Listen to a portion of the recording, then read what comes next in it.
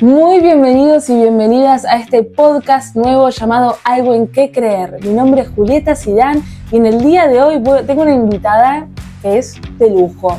Me dio el lujo de decir, bueno, si voy a hacer un podcast, solo traigo gente maravillosa. Así que se me vino a la cabeza Tatiana Antúnez. Bienvenida. Bueno, hola Julieta, gracias por la invitación y qué honor también ser parte de esta propuesta que me parece maravillosa también. Muchas gracias, Tatiana. Contarles que Tatiana Antúnez es educadora social y a su vez es una militante de izquierda con mucha trayectoria en el movimiento sindical y en el movimiento social. Y la convoqué en el día de hoy para tratar algo que me parece que es fundamental, detenernos a conversar de esto durante mucho rato, y creo que deberíamos siempre hacer el ejercicio de pensar esto que es volver a creer en la izquierda, ¿no? Pensar en la izquierda como algo en lo cual una deposita su esperanza, su fe, su estímulo. La izquierda como algo en lo cual se puede creer desde todas las partes en las cuales se puede definir la palabra creer, ¿no?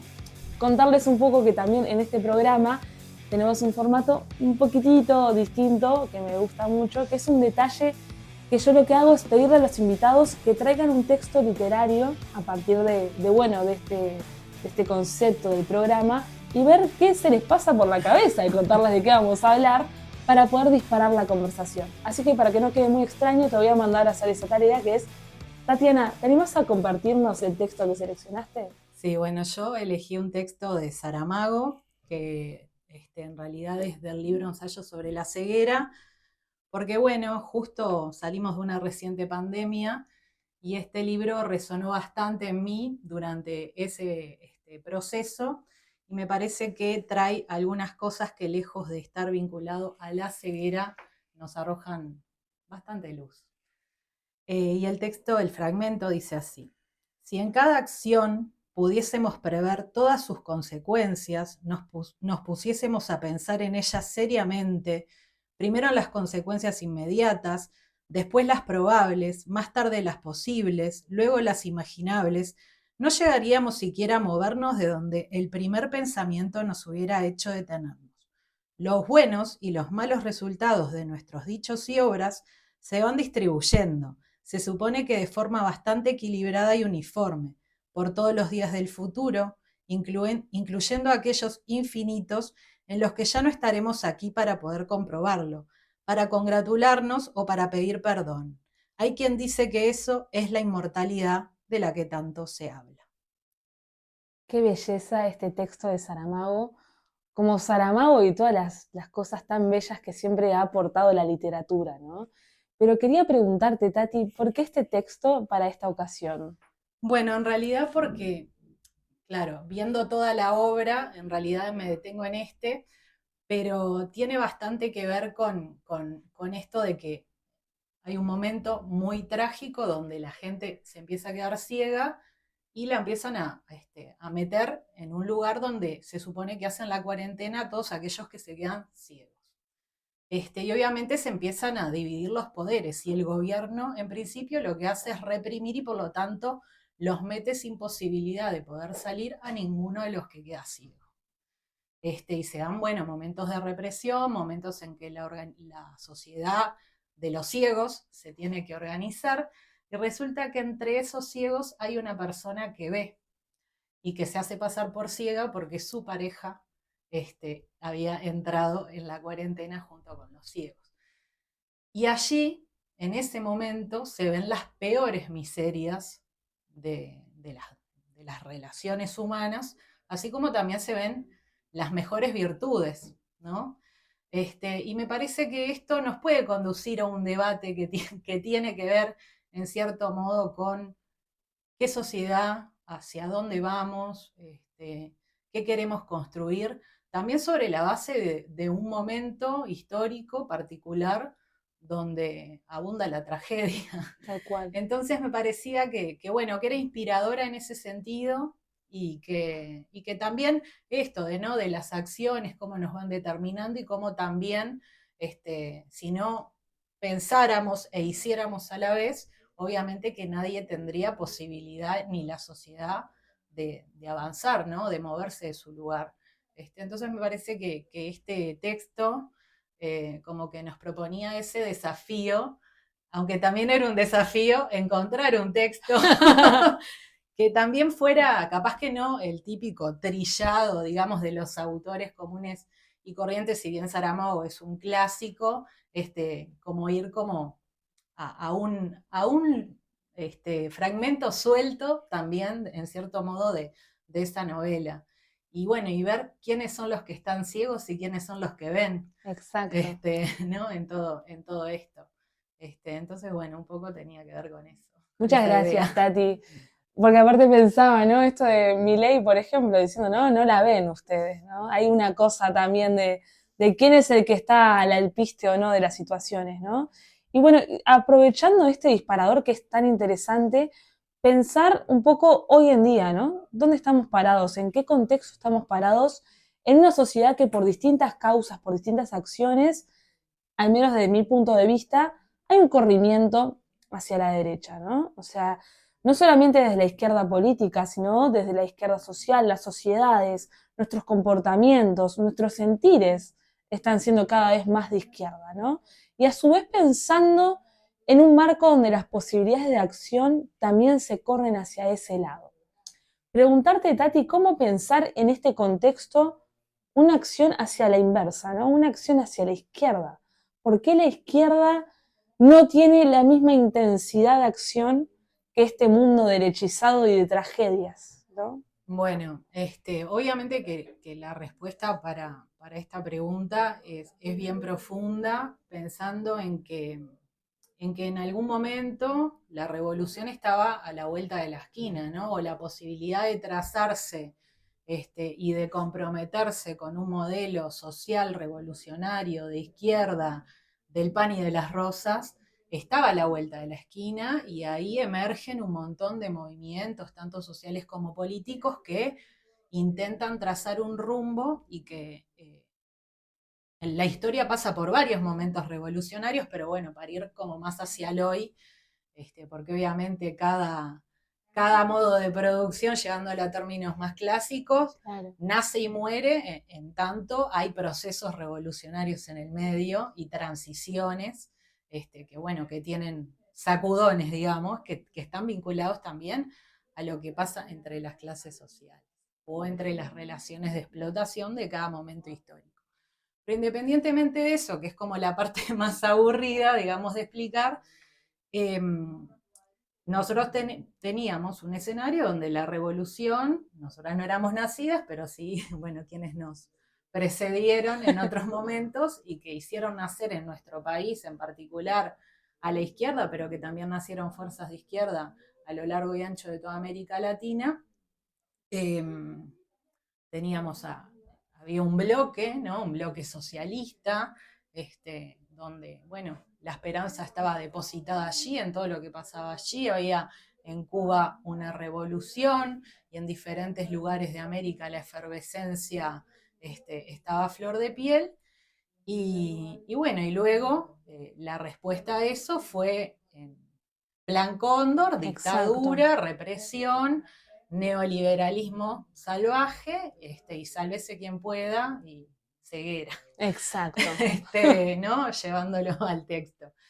Eh, y bueno, y esas esperanzas en ese contexto, donde hubo también momentos muy heroicos de nuestro pueblo en el marco de lo que fue la represión, de la cárcel, del exilio, y de seguir soñando con que aún en ese contexto la posibilidad del cambio seguía Claro. a la vuelta de la esquina. En el regreso de la democracia, en realidad los gobiernos que se instalan, que saludamos que se hayan dado momentos de democracia luego de todo ese momento duro y oscuro de la historia, eh, se instalan gobiernos que comulgan con las ideas de derecha, y en particular con una forma de hacer tanto política como economía, a nivel de lo que son las ideas del neoliberalismo. O sea, la dictadura lo que hace es instalar todo eso. Y bueno, y el neoliberalismo se expresa de forma bastante contundente Sí, sobre la ¿no? vida de la gente. Entonces, bueno, o sea, ¿Cómo volvemos de todo eso a reconquistar nuestros sueños? Y bueno, y en la década del 70 se dan procesos, bueno, un poquito antes en el 50, perdón, en el 60 se da la unidad de la CNT porque el golpe de Estado acá tuvo una respuesta contundente de los trabajadores, se da un congreso del pueblo, se da la fundación del Frente Amplio en esto de, bueno, vamos a devolver la esperanza. Pero esa esperanza se vio opacada por el golpe de Estado, ¿no? Y así, bueno, similares cosas en América Latina. Entonces, bueno, con esa historia gris tenemos que construir nuestros sueños, nuestro modelo y nuestra orientación y nuestro proyecto de izquierda. Y, y bueno, y también, nada, pasó que después de varios años de todo eso, bueno, se dan crisis económicas, se dan el movimiento social con una fuerte presencia en las calles, todavía la efervescencia de la movilización estaba más a flor de piel también, Claro. los jóvenes en movimiento estudiantil movilizado, los sindicatos más movilizados, en el marco de después, en los años 2000, digamos, ¿no? Con con toda la crisis y con todo lo que repercutió eso sobre la vida de la gente y las necesidades de sobrevivir en el marco de todo eso, es que el movimiento social sale a la calle, ¿no? Que tampoco era que se había quedado en la casa, pero estos movimientos sociales toman, ¿no?, con fuerza un montón de banderas que hacen, bueno, a las diferentes orientaciones de tanto del movimiento sindical como del movimiento estudiantil, como de los movimientos por la vivienda. Se dan grupos vinculados bueno, a la gente que había perdido sus ahorros, ¿no? Que fue también una situación muy crítica en relación a la quiebra de los bancos, ¿no? Claro. De toda esa cuestión del hambre, porque también ese contexto fue un contexto donde la gente la estaba pasando muy mal en todos los sentidos de la palabra, y ese germen hoy nos condujo a las fuerzas de izquierda a ir como ocupando un espacio diferente, donde, bueno, luego de todas esas batallas, por primera vez ya en Montevideo, obviamente que se habían dado otras particularidades, pero a nivel nacional el Frente Amplio conquista el gobierno a nivel nacional, y bueno, y se empiezan a establecer cambios que no son en esto de unir lo nacional con lo internacional y pensando más en el plano regional. No era la primavera progresista, no solo se vivió a nivel de nuestro país, sino que, bueno, hay un escenario latinoamericano donde la primavera progresista se va instalando en diferentes países de nuestro continente, y bueno, y hay unas fotos muy lindas de Sí. dirigentes de esas épocas, de Néstor, bueno, de Lula, de Chávez, de Cristina, bueno, Fidel. de Fidel ni que hablar, de encuentros y de foros sociales donde todos los movimientos de izquierda iban y se reunían a discutir ideas, y había un fuerte fervor también como que se retoma en este contexto de primavera progresista.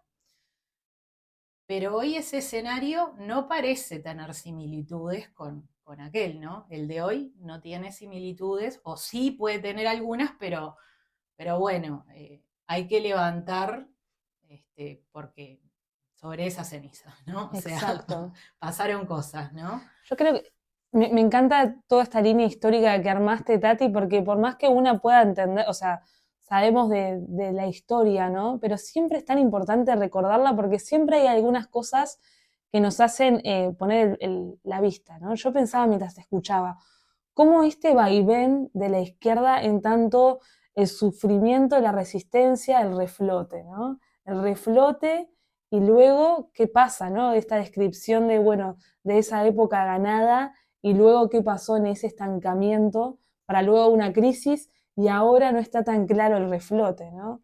Como tampoco está tan clara la percepción del sufrimiento en estos tiempos tan extraños donde quien sufre no se autopercibe como persona sufriente, no sé si estoy inventando esa palabra, pero me explico, donde la opresión no está tan clara en las personas. Y pensaba en esto en esta búsqueda de, bueno, de intentar encontrar explicaciones y respuestas a esta crisis del día de hoy, de por qué nos cuesta tanto también reivindicar la izquierda como una solución, pensaba cómo también a veces se da esto de que la solución la encontramos en lo difuso, lo encontramos en discursos de centro que están como de moda, que es como esta combinación entre, bueno, tengo un poquito de la derecha, tengo un poquito de la izquierda, tengo un poco de quien está haciendo las cosas mal y quien está siendo oprimido, ¿no? Este juego difuso, cuando en realidad, escuchándote, la solución en muchos casos fueron de cortar grueso, ¿no? Fue decir, acá la izquierda llegó al poder porque tiene que cambiar la vida de la gente ahora. Y hay que cambiarla de verdad, ¿no? Pensaba en esto de cuando vos decías las fotos, ¿no? Ese evento cuando se le dijo no al ALCA, eso fue algo de cortar grueso, decir, acá no, acá hay que ir por el ALBA, hay que ir por otra cosa. Tenemos que ser creativos y audaces de construir otra disputa de poder. Pienso, ¿no? Cómo fue la experiencia histórica y cómo a veces no vamos a esa experiencia histórica para buscar respuestas, sino que estamos yendo a algo que aún no se ha demostrado que ha funcionado, ¿no? Y no, claro, o sea, lo cierto es que el capitalismo para la mayoría de la gente no funciona. Lo que también es cierto es que nos creemos que sí, ¿no? Exacto. Entonces, eso de lo que habla es de una derrota eh, ideológica tremenda, ¿no? O sea, el neoliberalismo, pero está para hablar en términos como más descontractuados, o sea, Adelante, Tati. no, el capitalismo, el modo de producción que nos domina, obviamente que no nos domina solo en términos económicos, ¿no? Entonces, esto lo que, o sea, el triunfo no es solo en términos económicos y de quién se queda con la mayoría de la torta, también es en términos de qué es lo que pasó con la subjetividad, ¿no? O sea, qué es lo que pasó, eh, capaz que para que se entienda, como más en lo, ¿no? En lo cultural, en el sentido común de la gente, ¿no? Y lo que pasó es que todo esto que nosotros vimos como un avance, decimos, pero es obvio que este es el camino, esto es obvio que va a devolver a la gran mayoría de las personas la felicidad. Sin embargo, capaz que nos quedamos con el telefonito, que nos quedamos con la televisión y el plasma viendo series en tal plataforma de televisión, que bueno, que también obviamente en el marco de un Estado que se fue consolidando en los procesos progresistas, también hay como un descanso de decir, bueno, yo tengo estos manguitos, con estos manguitos Claro. me resuelvo esto, me puedo ir un fin de semana para afuera o por primera vez tengo vacaciones, me compro el autito, la motito, las nuevas generaciones de estudiantes que van a las primeras generaciones de universitarios y universitarias en muchas familias uruguayas. Entonces, bueno, todo eso que en realidad era un enorme triunfo y representaba un enorme triunfo para la gran mayoría de la gente, se volvió algo que se instaló, que llegó y se quedó. Y en ese sentido, la izquierda, así como el capitalismo tiene la capacidad de reacomodarse para seguir existiendo, la izquierda tiene ese desafío también y es permanente. O sea, como un modelo que le va a garantizar la felicidad, ¿no? Y el bienestar al conjunto de la sociedad toda, cómo se pueden trazar esos reacomodos y esos desafíos sobre la base de que hay cosas que ya pasaron, ya se hicieron, estuvieron perfectas, buenísimo, pero hay que seguir construyendo sobre esa base. Y ahí es donde también, bueno, hoy ya la primavera pasó, los gobiernos de derecha avanzan, no solo los gobiernos de derecha, sino también sectores que se arman desde una perspectiva neonazi, neofascista, Exacto. que no solo pasa en América Latina, sino que también pasa a nivel del continente europeo, que también es un reflejo a donde podemos mirar. Entonces, bueno, ahí es donde tenemos que plantearnos, bueno, cómo también la izquierda se reacomoda sobre la base de lo que ya logró, pero no puede seguir siendo sostenernos sobre eso y nada más. Porque en definitiva se obtuvieron grandes logros, Claro. pero no ha sido suficiente. Y es necesario para eso pensar, proyectarse, elaborar. Eh, el Frente Amplio recién sale de un congreso de elaboración programática, bueno, cómo eso se traduce, ¿no? Porque si fuera el programa, si fuera lo que va a pasar una vez que el Frente Amplio se instala en el gobierno, al otro día, en el caso de que ganara la elección, que parece que militar mucho, este, ¿cómo se traduce eso? Porque si no tendríamos 200 tomos de programa, ¿no? Para decir, bueno, mañana vamos a llevar adelante esto. Bueno, cómo ese programa se traduce en medidas, cómo esas medidas se traducen en política pública, con qué presupuesto, de dónde van a salir los recursos, cómo se va a distribuir la riqueza y bueno, y pensar en cómo se van a generar estrategias para el crecimiento. También hay que decir cosas que en esto de haber traído también lo de la pandemia, ¿no? O sea, eh, en este momento estamos en un momento donde hay un relativo crecimiento y sin embargo las promesas del gobierno a nivel electoral, del gobierno actual, no se han visto plasmadas bajo ningún concepto. Y eso también es otro debate que es necesario dar, ¿no? Y que no puede ser con el diario del lunes, que es, ¿no? O sea, se hicieron todas estas promesas, ¿no? La gente prometieron que no iban a pagar impuestos, que tantos puestos de trabajo, y hoy estamos viviendo lo que estamos viviendo después de una pandemia, hay 50.000 nuevos pobres, la pobreza tiene Claro. cara de infancia, tiene cara de mujer, las políticas públicas en los territorios, las políticas en los territorios se han ido vaciando, han ocupado esos lugares los narcos, ¿no? Y esto es parecido a lo que ha pasado en otros países de Latinoamérica, o sea, si no somos capaces de verlo, yo creo que sí, hay un sector de la izquierda que muestra interés en dar estos debates y en general yo creo que hay interés en dar estos debates, pero bueno, o sea, ¿cómo nos vamos a hacer cargo de todo esto que además es producto de los tiempos que corren, ¿no? Sin duda. Vos sabés que eso también me da el pie para pensar en otra cosa que quería hablar contigo, que es también pensaba, ¿no? O sea, llegado también más que nada a Uruguay, ¿no? Que es como el caso que tenemos naturalmente más cerca. Si podemos encontrar dentro de la izquierda uruguaya, de la izquierda política, algún conflicto de interés que haya provocado también esta sensación de que la izquierda, ser de izquierda, se torna algo pudoroso o que dentro del discurso público casi que te dicen ser de izquierdas que sos un irracional, ¿no? Está como llevado a que sos una persona radical, que no tiene sentido lo que planteás. Se está tratando de llevar eso y pensaba, ¿por qué pienso en el conflicto de intereses? Porque cuando se fundó el Frente Amplio, que tenía toda esta perspectiva de, bueno, vamos a juntarnos, vamos a pensar programáticamente, vamos a darle un pienso a todo esto que estamos pasando y accionando y atravesando como militantes y como luchadores que luchan por la democracia, todo ese origen llevado al hoy, ¿no?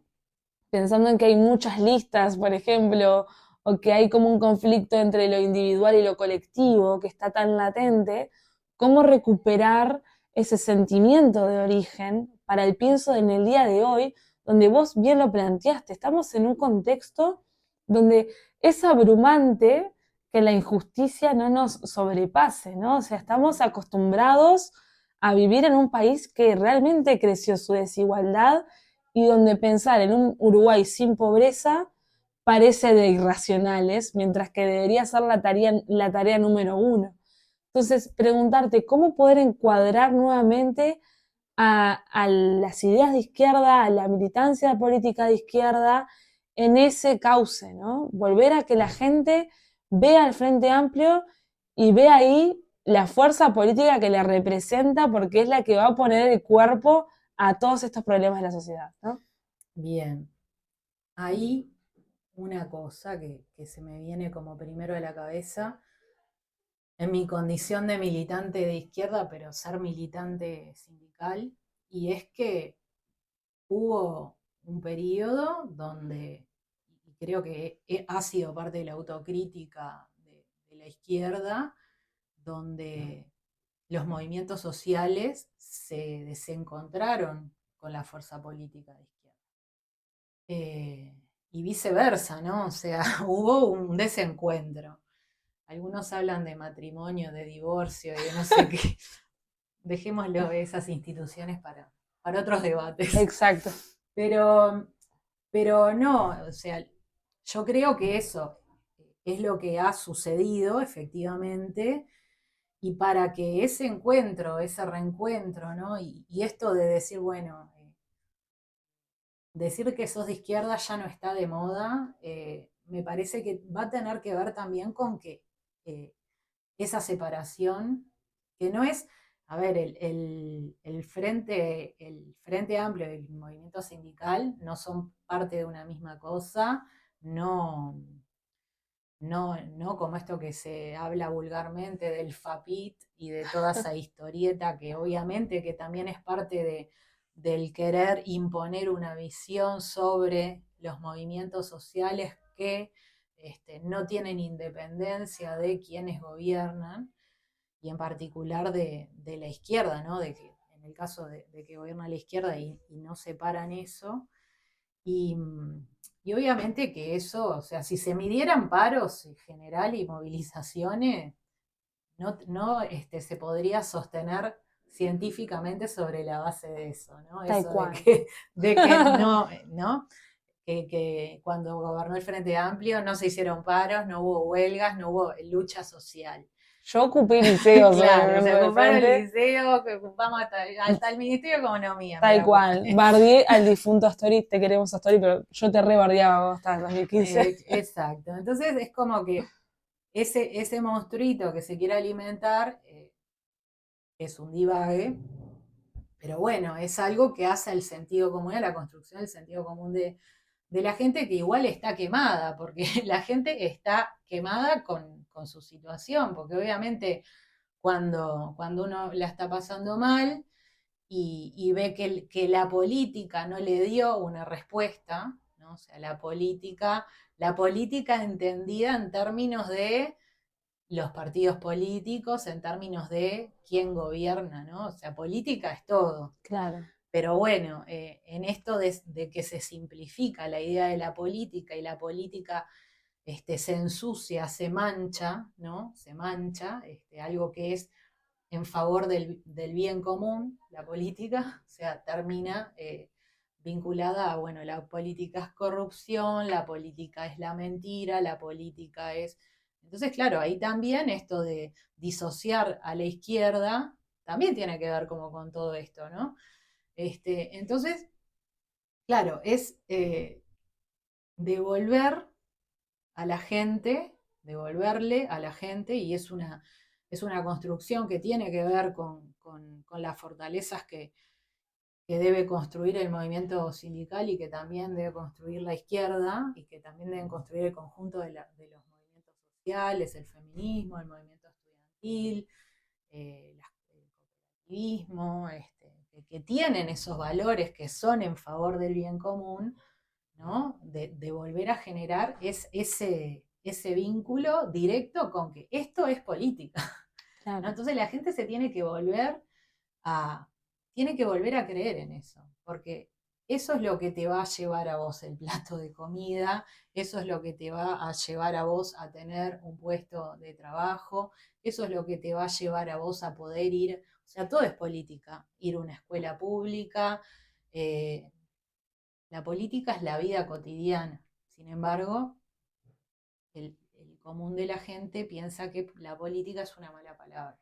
Entonces, claro, es como que debemos ir a fondo, en realidad, en estas discusiones. Y lejos de simplificarlo y decir, bueno, tenemos que dejar de hablar de, ¿no? Esto como más de- del el vino, ¿no? Por un lado la izquierda, por otro lado la derecha. No. Realmente la izquierda tiene un proyecto político, o sea, no tiene que ver solo con la Revolución Francesa, quiénes estaban del lado izquierdo, quiénes estaban del lado derecho, además de que las ideas eran las ideas revolucionarias las que se encontraban en la izquierda de la asamblea. Sino también, bueno, ¿por qué? ¿Qué es ser de izquierda?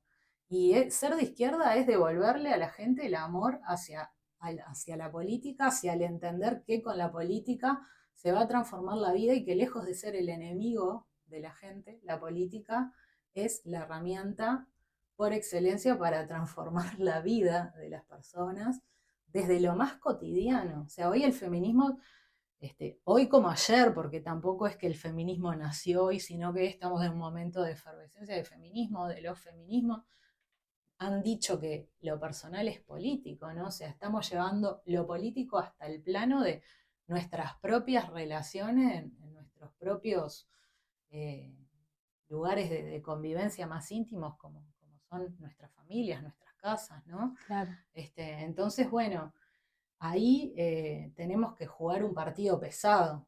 Y bueno, y este partido pesado se juega con ideas, pero se juega mucho con la práctica también. No alcanza con construir correlaciones de fuerzas, esto que suena así tan sofisticado, construir correlaciones de fuerza, es juntarse con los otros y las otras, ¿no? O sea, lo que fue la unidad en un momento, ¿no? Del movimiento social, del movimiento político, de la unidad programática, hoy, como ayer, debe volver a plasmarse en lo concreto, en la historia de este contexto donde, bueno, la humanidad está pasando por nuevos grandes cambios, ¿no? O sea, es dinámico. Y bueno, y ahí es que, bueno, que tenemos que jugar, como decía, un partido de profundización, de mucha militancia, de mucha cercanía, de mucho, eh, obviamente, de poner ideas, ¿no? Bueno, no alcanza solo con camisetear, si nos alcanzara con camisetear sería facilísimo, pero no nos alcanza con camisetear, aunque pareciera que sí, cuando vemos por ejemplo, a un presidente gritar viva la libertad, carajo, y que parece que estuviera en un partido de fútbol. Bueno, eso, cómo también contrarrestarlo, ¿no? Salado. Porque camiseteando ya vemos que no le resolvemos la vida a la gente. Entonces, bueno, se nos están presentando un montón de desafíos. Gramsci decía, en estos claroscuros nacen los monstruos. Bueno, está llenito de monstruos. Pero también dice que un nuevo orden puede renacer de todo esto. Y estamos en ese momento bisagra donde, bueno, ¿cuál va a ser ese nuevo orden que va a renacer? ¿No? Y ahí te lo digo, me gustaría afirmarte que ese nuevo orden va a estar vinculado a la felicidad de toda la humanidad, pero también podría estar vinculado a la extinción de la humanidad si seguimos en la lógica en la que estamos caminando, ¿no? Entonces, en esos claroscuros donde surgen estos monstruos, donde corremos muchos riesgos de que la humanidad se extinga, la responsabilidad de la izquierda con mayúscula es vital para que la humanidad, y hablo de la izquierda y también hablo de sus alianzas, que también las tiene y que bueno, que también es necesario en este sentido construir grandes mayorías para, para que justamente la humanidad no se vea amenazada como se está viendo amenazada hoy. Y bueno, y nada, y a veces surgen más preguntas que respuestas, capaz que a nivel de lo que es la política uruguaya, podemos como, nada, es un país más chico, podés como darte cuenta de determinadas cosas que pasan de otra manera, pero cuando lo vas a ver en otros escenarios, parecen escenarios surrealistas, pero bueno, son cosas que eventualmente pueden suceder acá y además si le suceden a nuestros hermanos, de todos modos eso nos debe llevar a pensar en, bueno, que tenemos que construir con esos hermanos, pues somos todos y todas partes de una misma humanidad, ¿no? Claro. Entonces, también en ese sentido, el desafío de pensar más allá de nuestro ombligo, incluso más allá de nuestro territorio, a nivel de las fronteras que hablan de la nación, pensando en una clave internacionalista eh, y de integración, ¿no? Y hoy de la necesidad acuciante de paz, ¿no? De que haya paz Sin en duda. el mundo, porque bueno, porque ya sabemos quiénes son los que pierden cuando no hay paz, cuando hay guerra, cuando hay conflicto, cuando en esos sentidos, quiénes son los que pierden, y son los que perdemos somos nosotros. Tal cual. Tati, la verdad que yo te podría seguir escuchando lo que quieras, pero yo te quería también preguntar, porque una cosa que me parece importante también, que vos lo mencionabas, ¿no? Pensaba también en, por ejemplo, el feminismo, ¿no? Que viene a traer también justamente de lo personal es político, de las cuestiones de nuestra vida cotidiana traducidas a la política, ¿no? Pero también pienso, también el feminismo lo que trae es un comportamiento de solidaridad, ¿no? Es un comportamiento afectivo, de traer la pedagogía del amor, de decir, tenemos que respetarnos también, ¿no? Dentro de muchas cosas.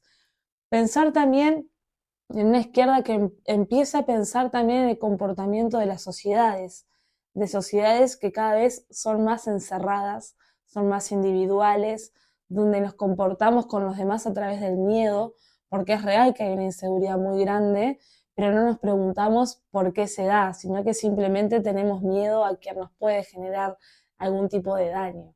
¿Cómo podemos pensar también en una izquierda que además de pensar su programa, por ejemplo, para llegar a un gobierno, pueda pensar en cómo pensar, diría Marcelo Persia, que es un psicólogo que me encanta, que es un vivir común, un estar común, ¿no? Un común estar, pensar las comunidades, ¿no?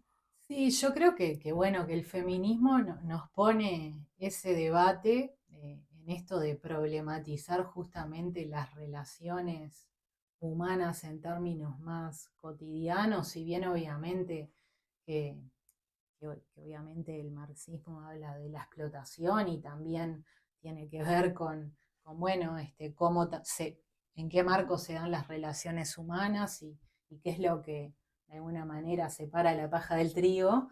Hoy el feminismo, en particular hay un feminismo de izquierda que viene a decir que hay que cambiarlo todo, ¿no? O sea, me parece que el feminismo también es algo que se simplifica, ¿no? Se simplifica eh, en términos más de querer llevarlo a lo que son las discusiones más de un feminismo más liberal, Ay, ¿no? sí. Este, y en realidad, si vamos a las feministas más combativas de izquierda, que se planteaban cambiar las bases de la sociedad, o sea, el feminismo como una práctica emancipatoria para toda la humanidad, o sea, no alcanzaba con que vos tengas acceso al Parlamento como mujer y nada más. No se trataba de que, eh, no sé, puedan acceder al voto las mujeres blancas, ¿no? O sea, hoy hay un feminismo mucho más popular, ¿no? Obviamente empuja, obviamente en disputa con otras concepciones de feminismo. A mí no me gusta decir que fulano o mengana no son feministas, porque, por ejemplo, ¿no? Hay feministas o hay personas que se denominan feministas siendo de derecha, y bueno, y la derecha no hace mucho en favor de los derechos de las mujeres, más cuando estamos hablando de cuál es la situación de las mujeres hoy, más cuando estamos hablando de dónde se exacerban los discursos de odio. O sea, hoy estamos frente a discursos de odio que se exacerban obviamente contra el pobre en general, ¿no? Lo aporofóbico, pero que también se exacerban en términos de la vida de las mujeres. Y bueno, y en ese sentido, Eh, el feminismo, yo creo que de izquierda, lo que nos plantea es concebir una práctica emancipatoria para toda La sociedad. la sociedad. Entonces, bueno, eso tiene mucho que ver con el común, porque, o con el bien común, porque el lugar, ¿no?, donde históricamente se concibe a la mujer es en la casa, ¿no? O sea, que sería como el primer lugar común de algo, la casa de algo. Entonces, bueno, en ese sentido también eh, es importante poder verlo desde ese lugar y por eso hoy se está hablando también de pensar en políticas que tengan que ver con la distribución de la riqueza, pero también pensando en erradicar las brechas salariales, en retribuir el trabajo no remunerado, ¿no?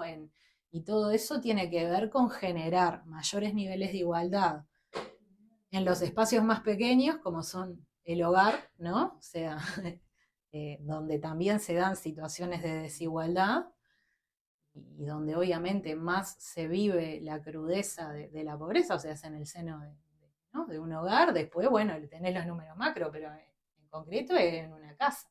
Y en esa casa, donde hay más pobreza, hay mujeres y hay niños. Entonces, bueno, o sea, cómo el feminismo también nos pone en esta cuestión que es de pensar en eso. Y tiene mucho que ver con, a veces dicen, no, porque el feminismo relega de la lucha de clases, relega de concebir las relaciones de explotación, ¿no?, en el marco de los dueños de los medios de producción y los dueños de la fuerza de trabajo. Y en realidad, este debate sitúa el tema para nosotros y nosotras, las explotadas de la sociedad, en términos de lucha de clase. Y en este sentido, esta discusión nos ayuda, aporta, es un elemento más para pensar en una sociedad o en un mundo que efectivamente logre eh, confluir con esta lógica del bien común, ¿no? O sea, tiene que ver con eso también. Porque los niños más pobres no son hijos de un repollo, porque la distribución de la riqueza también hay que pensarla en esa clave. Y bueno, y hoy las mujeres estamos dando estos debates también. Entonces, nada, esto como para llevarlo como un ejemplo concreto, pero obviamente la discusión del bien común es una discusión que tiene muchas aristas, ¿no? O sea, bueno, ¿qué modelo productivo, ¿no? O sea, cuando hablamos de esto que decimos, bueno, los titulares, ¿no?, son buenísimos. Queremos un país productivo con justicia social. ¿Cómo hacemos para que eso se convierta en práctica? ¿Cómo hacemos para que eso se convierta en algo que efectivamente, ¿no? Bueno, ¿cuáles van a ser las claves de ese país productivo? ¿Cuáles van a ser las claves del desarrollo de ese país productivo? ¿Cómo se van a configurar y planificar los elementos que hacen a este país productivo? Pero además no solo va a ser en términos nacionales, o sea, no existe si no es relacionándose con otros. Claro. Y la realidad de los otros está brava. Entonces, bueno, también cómo nos vamos a trazar estas estrategias en el marco de una estrategia más grande, que es la de atar con el resto bueno, en este caso de la región, del mundo, con quiénes, qué es lo que está pasando en cada uno de los lugares. O sea, no podemos pensarlo aisladamente. Es una reflexión y una realidad que es posible de poder plasmar en el marco de pensarlo en clave de integración y en clave de diálogo, de ida y vuelta, de intercambio y de líneas, de estrategias con otros también. Yo sabes que quería, para terminar, preguntarte, Tati, lamentablemente yo me gustaría quedarme mucho más rato, así que me encantaría volver a invitarte para seguir conversando de estos temas, pero quería preguntarte, ya que vos tenés participación tanto a nivel de lo que ha sido la conformación del programa de Frente Amplio, como también que has participado en el Congreso del Pueblo y bueno, en todo el proceso que está teniendo el PIT-CNT y el Frente Amplio, en esta posición distinta que ha sido la posición de resistencia frente al gobierno de la calle Pou, también venido del desgaste del progresismo anterior, que lo hemos tratado, preguntarte en esta etapa en la cual vos estás participando, ¿cuáles son las estrategias? ¿Cuáles son algunas, no te pido que me digas todo, pero alguna sensación que te dé de hacia dónde se está yendo en este momento actual, cómo la ves y cómo podemos pensar en un porvenir? ¿Hay gente que esté pensando en un porvenir estimulante para cambiar y disputar poder? Bueno, la discusión del poder es una discusión que damos poco, ¿no? O sea, hay que discutir el poder, ¿no? Porque en definitiva, si queremos cambiar algo, no va a ser sobre la base de gestionar, nada más. O sea, va a ser sobre la base este, de conducir teniendo el poder frente a determinadas cosas. Y el poder, bueno, se construye de diversas maneras. Eso es una gran discusión que obviamente hay que dar. Yo creo que hoy el movimiento social está posicionado en un momento donde está en las calles, está luchando. Tuvimos todo el proceso de recolección de firmas por la ley de urgente consideración, donde bueno, hubo mucho pueblo organizado en torno a eso, no era fácil y tampoco en plena pandemia explicarle a la gente qué tan regresivo era este proyecto que estaba impulsando en su primer año de gobierno la coalición de derecha, que era básicamente la imposición de su proyecto de país, que bueno, que ahora Milei lo está haciendo también en Fueron Argentina. revolucionarios. Exacto, fueron, dijimos, está toda la batería que necesitamos para darle para adelante a nuestra propuesta, gente, y lo vamos a imponer bajo la forma que sea.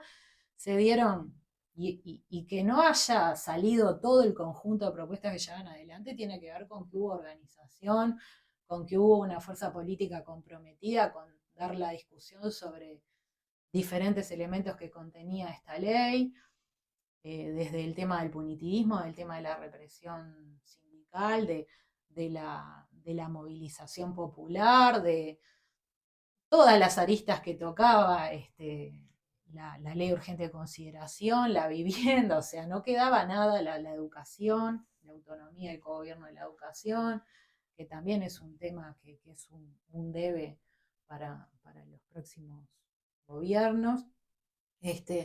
Y venimos de ese proceso donde el pueblo ha estado organizado, tal vez no con toda la potencia que se necesita, pero ha habido un movimiento sindical a la altura de las circunstancias. Decir, bueno, esto está pasando, yo no me voy a quedar esperando de brazos cruzados que venga alguien a cambiarlo, vamos a ir a la lucha por esto.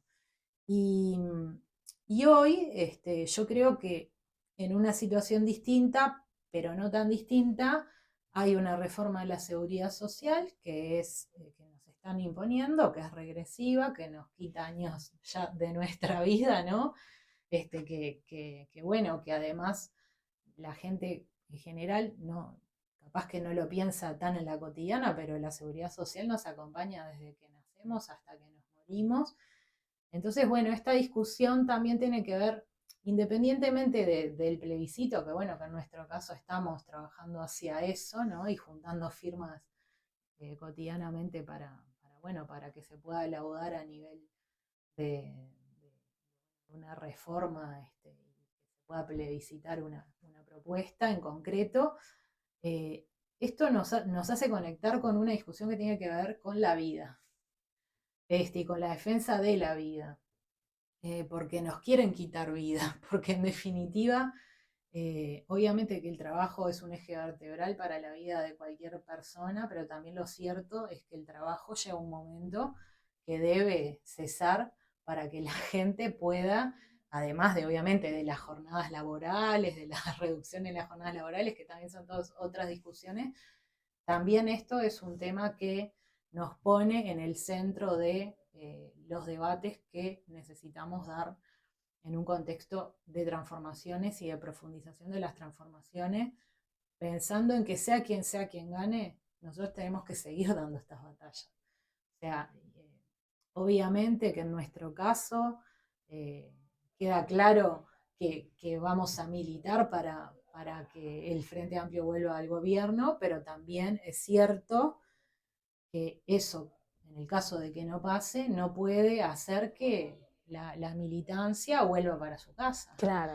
Entonces, bueno, en este contexto yo creo que el movimiento social está jugando un papel muy importante en seguir organizando el pueblo, ojalá para construir las mayorías necesarias para un triunfo y para seguir avanzando y profundizando en un programa de transformaciones que no implique una alternancia, ¿no? Que la gente, bueno, esto ya no me sirvió, vamos para otra cosa, sino que también nos ayude a construir esas mayorías que necesitamos para profundizar verdaderamente los cambios que necesitamos. Y yo creo que, bueno, que en el acierto o en el error, lo que es seguro es que esas batallas las estamos dando.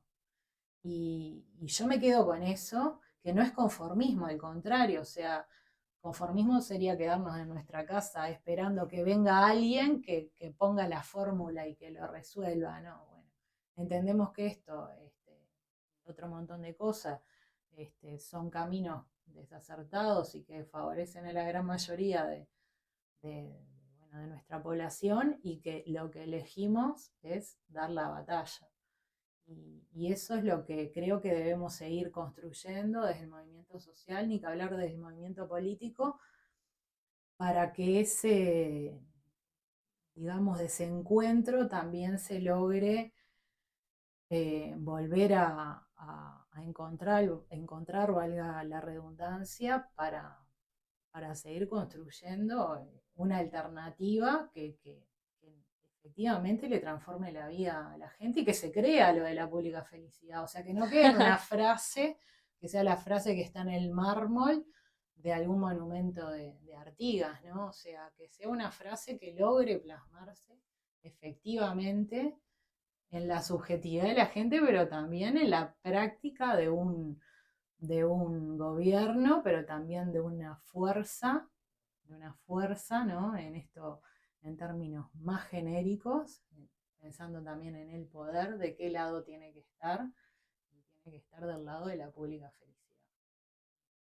Un poco, bueno, yo creo que es un montón igual este debate que nos invita como a pensar y a volar por lo alto, pero también es muy necesario poder concebir el futuro que necesitamos. Sin duda. Tati, te quiero hacer la última. Para un segundito. Germán, ¿está grabando bien esto? Perfecto, esto como es autogestión quiero chequear porque ahora imagínate, grabamos esto que fue una belleza y me dicen, no, mira, se te trancó el celular, me quiero matar. Lo que te quería preguntar, Tati, vos, ¿por qué militas? Contame cómo te sentís vos, por qué arrancaste a militar. Es una pregunta re ingenua, pero quiero preguntarte. Yo milito la vez pasada estaba hablando con un amigo de cuándo, o sea, no sé, surgió ese tema, que yo milito desde muy chica, desde que tengo 15, 16 años ya, mis padres me llevaban a algunas movilizaciones, más que nada vinculadas al Frente Amplio. Tengo una historia familiar vinculada a la militancia, muy vinculada a la militancia, a la resistencia, también al sufrimiento de determinadas etapas de la historia. Y eso como que siempre me generó un compromiso. O sea, yo te diría que hasta en la escuela hacía cosas vinculadas a, a prácticas que tenían que ver con determinadas cuestiones que te indignaban y ahí nos organizábamos desde la escuela. Pero bueno, en realidad es eso, siempre que hubo algo que me indignó, me llevó a la necesidad de militar por eso. Y bueno, y así es que vas como conectando y cuando entras al liceo ves todo lo que pasa en tu centro de estudiantes, la reforma de rama, si tuviera que pensar como también en algo que me sacudió un poco también en su momento como más de preadolescente y adolescente, esa reforma de rama que venían a imponer, que rebajaba los contenidos de la educación, como hoy la transformación educativa, de sacar las horas un montón de horas que yo también en esto de ser educadora, también lo pienso como, bueno, ¿dónde está ese modelo de educación emancipadora y transformadora de la sociedad, ¿no? O sea, ¿qué queremos? Sujetos que solo se adapten a lo que la sociedad y el mundo te impone, o queremos que las personas sean críticas, reflexionen y que intervengan en el proceso educativo. Y luego, obviamente, posteriormente o al mismo tiempo en las transformaciones de la sociedad. Y eso fue como una de las primeras cosas que me llevó como que me sacudió la estantería y que me hicieron como movilizarme mucho más, y ahí ya me metí de lleno, ¿no? O sea, digamos que la militancia A los estudiantil bifes. fue la escuela que me metió en todo lo que hoy ya es una militancia más política, más sindical también al feminismo, o sea, siempre las cuestiones del feminismo fueron cosas que me, las cuestiones como de ya de la violencia, eh, de las desigualdades en cuanto al ver a la mujer subsumida al mundo de lo privado, siempre fue algo que me llamó mucho la atención desde muy chica, y que el hombre siempre estaba en la esfera de lo público, ¿no? Eso es algo que también siempre como que me llevó como a, a sensibilizarme. Y bueno, yo creo que nada, que desde la historia de una misma hasta todo lo que se va construyendo de indignación a rebeldía, ¿no? Y esa rebeldía que se traduce en ideas luego, fueron lo que me dieron como el motor bueno, para militar ayer y hoy también, y seguir militando, ¿no? Qué bueno, Tati. Me encanta porque lo que yo quiero leer ahora, que esto también les voy a explicar a nuestro público, que es como yo le pido a los invitados que tengan un texto y yo también selecciono un texto. Y justo lo que vos planteás trata un poco el texto que yo seleccioné, que también habla de un concepto que me gusta mucho tratar en esto de pensar la izquierda nuevamente, que es el concepto de rebelarse, ¿no? De rebelarse frente al injusto, que me parece que es una de las cosas que ha perdido esta sociedad, ¿no? De que ya no nos moviliza la injusticia, o sea, se está habiendo casi una guerra mundial, bombardeos todos los días, vemos en nuestra vida cotidiana gente durmiendo en la calle y lo tenemos incorporado, ¿no? Entonces, este es un fragmento de una obra de una autora anónima que se llama No pidas más perdón, la comandante siempre volverá, y es una conversación entre un guerrillero y la comandante, donde ella lo interpela porque no confía en él, y bueno, es un fragmento, es un poquitito largo, perdón, Tati, pero bueno, Vale la pena. Voy a proceder a la lectura, permiso. Comienza el guerrillero 1 diciendo, ¿qué tengo que hacer para que confíes? Y la comandante le dice, te vas a tener que rebelar. Y él le contesta, ¿contra qué? Y ella dice, vas a tener que partirte el cráneo contra el cordón de una vereda. Vas a tener que destrozar todo lo que te amortigua, dejar romperte el cráneo patada sobre el suelo. Vas a tener que enojarte contra todo. Le vas a tener que echar la culpa a los que siempre están arriba. Vas a tener que ir a prender fuego a autos caros. Vas a tener que morder hormigón. Vas a tener que ir a un banco y exigir a los que se benefician de ese robo que muestran la cara. Te vas a tener que exponer a las condenas máximas de la ley. Vas a sangrar tu mandíbula contra el suelo.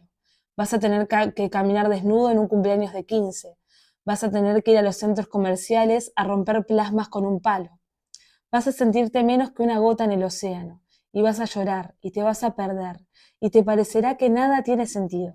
Y no podrás pensar en nada, porque está tu cerebro masacrado en el cordón de alguna vereda. Te mirarán los transeúntes y pisarán esa gelatina, como quien pisa mierda de un perro. Vas a tener que esperar que la vida vuelva, o que explote otro humano. Vas a tener que cargar con muertos que no conoces. Vas a tener que seguir buscando restos y más restos, aunque allá nadie le importe cómo explota una cabeza, aunque ya nada, en ningún sitio importe. Vas a sentir cómo se despega la piel del músculo, cómo corta el filo del cordón en tu fría mejilla. Vas a tener que dejar caer tu cuerpo entero contra el piso. Vas a tener que armarte. Vas a tener que amar a una mujer imposible o a un hombre imposible. Vas a tener que desafiar lo que consideras bueno, lo que te hace bien. Vas a tener que aprender sobre las guerras del mundo. Vas a tener que unirte a una guerrilla armada. Le tendrás que sacar a los ricos sus excesos. Le tendrás que dar a los pobres lo que le sacaste. Te tendrás que esconder. Vas a estar perdido en algún lugar. Vas a querer que ya nada exista. Vas a querer que ya nada importe. Y cuando caigas, deja caer el peso de quien sufre por importarle todo. Vas a tener que juntar tu masa cerebral y vas a tener que armarte de vuelta el cráneo. Vas a tener que juntar la piel y pegarla al músculo. Vas a tener que pegar tu cabeza al cuerpo y vas a levantarte. Y ahí vas a gritar, gritar sin parar. Te van a escuchar y todo el mundo va a explotar. Eso, te vas a tener que revelar. Y él le contesta, pero no puedo hacer todo eso ahora en 15 minutos. Y ella le responde, ay, esta es la vida real, totalmente. Para vos nunca hay una condición dada. Muchas gracias. Esto fue Algo en que creer. Bien, me encantó.